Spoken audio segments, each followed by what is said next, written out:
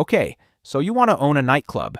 You picture a dark room, a line outside, and a bar selling $20 drinks that cost $2 to make. On paper, it looks like one of the easiest fortunes in hospitality. But here's the part most first-time owners miss. A nightclub isn't really selling alcohol. It's selling status, density, and the feeling that tonight matters more inside your room than anywhere else in the city. And that's a far more fragile product than a drink. The rent doesn't care. Payroll doesn't care.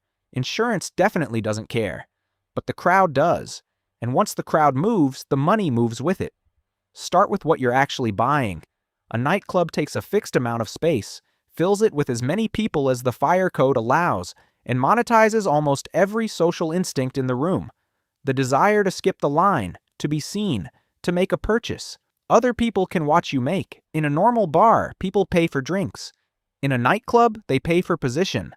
A cocktail that costs $10 in a neighborhood bar can be $25 here, and customers don't just accept that, they expect it. A bottle of vodka worth $30 or $40 wholesale can sell for $600 to $1,000 at a table. It sounds like legalized money printing. Buy cheap alcohol, sell expensive status, repeat until rich. The problem is what happens before opening night. The location can't be somewhere cheap. It has to be where nightlife already exists, or where enough affluent people can be trained to show up consistently. Entertainment districts, downtown cores, tourist corridors. Those are the same areas where rent is already expensive before you add alcohol, noise, and 2 a.m. foot traffic.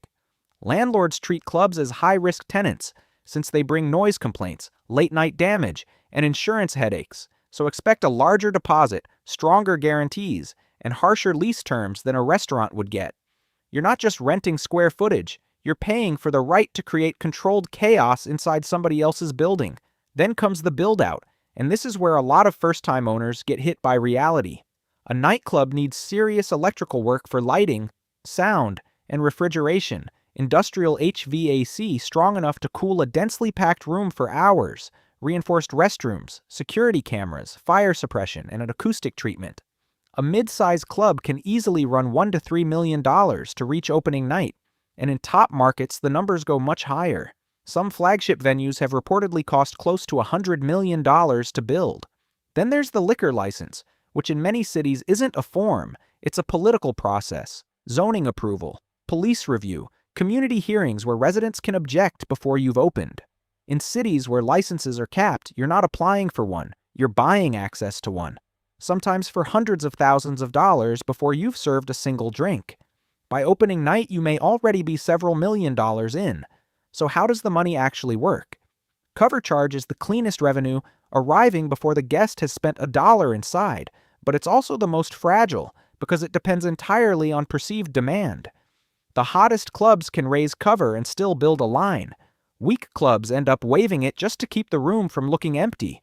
The bar looks like where the real money is, and the margins are large on paper, but bartenders overpour, staff comp their friends, product gets spilled or stolen, and busy rooms leak profit by default.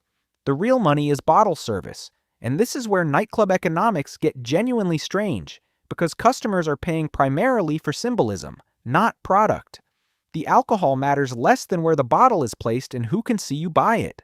A table of 10 might spend $5,000 to $10,000 in one small section, not because they're drinking that much, but because they're buying the theater around it, the sparklers, the elevated platform, the room's attention. A relatively small portion of the floor plan often generates a wildly disproportionate share of total revenue, because the room isn't monetized by size, it's monetized by hierarchy. Now here's the mechanism that makes this business fragile in a way most others aren't. Demand is reflexive. People come because other people are coming. High spenders buy tables because the room looks desirable. The room looks desirable because enough attractive, connected people are already inside it. If one piece weakens, the others weaken with it. The line outside gets shorter. The club leans harder on guest lists to avoid looking thin.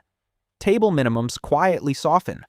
Promoters, who aren't employees but independent operators bringing their own crowd, start asking for better splits because the room isn't doing the work by itself anymore. High-value customers start noticing the club is trying too hard. The music still plays. The bar still pours. But the invisible pricing power that let the venue charge absurd markups begins to erode. And once pricing power erodes, every fixed cost is still sitting there, unmoved by any of it.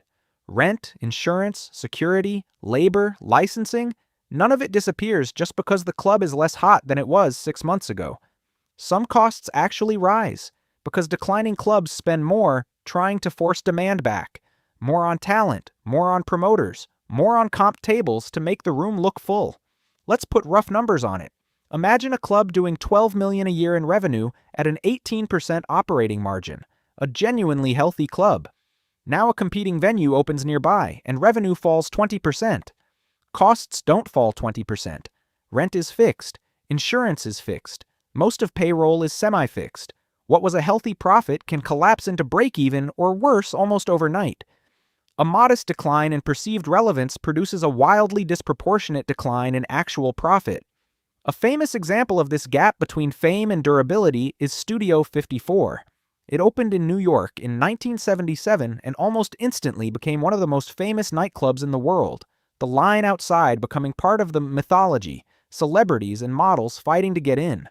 By the end of its first year, it had reportedly generated millions in revenue. From the outside, it looked untouchable. But federal investigators eventually raided the club, and its founders, Steve Rubel and Ian Schrager, ended up pleading guilty to tax evasion. The crowd was real. The demand was real. The business underneath it was far more fragile than the mythology suggested. Studio 54 didn't fail because people stopped wanting to party. It failed because nightclub businesses are exposed to everything that comes with managing dense, intoxicated, high-profile crowds in expensive spaces under public scrutiny. There's also a maintenance trap unique to this business. Drunk crowds are hard on buildings. Floors scratch, upholstery tears, fixtures loosen, and the room ages faster than owners expect. In most businesses, cosmetic wear doesn't matter much. In nightlife, cosmetic wear reads as market wear. Tired booth leather doesn't say your capital budget is tight, it says your club fell off. So venues get pulled into a reinvestment cycle. New signage, new lighting, new visual identity, often at exactly the moment cash flow is getting weaker. And there's legal exposure that makes this less glamorous fast. An intoxicated guest who leaves your venue and causes serious harm can put the club in a lawsuit worth far more than that guest ever spent inside. Add underage risk, overcrowding, and occasional police scrutiny, and it becomes clear why nightlife insurance is some of the most expensive in hospitality. A line outside tells you people want in. It doesn't tell you whether the economics underneath are healthy. So does owning a nightclub actually work? In the optimistic scenario, yes. You get the location and licensing right, control build-out costs, manage the crowd mix so high spenders want to be there, and keep strong but not totally dependent promoter relationships. In that world, margins can be extraordinary compared to an ordinary bar. In the pessimistic scenario, you overpay for the build, open into a crowded market, lean on discounts to manufacture buzz, and assume the room stays hot longer than it actually does. Then a newer club opens, or the economy softens, or one bad incident damages your reputation, and you're defending yesterday's cost structure with today's weaker attention.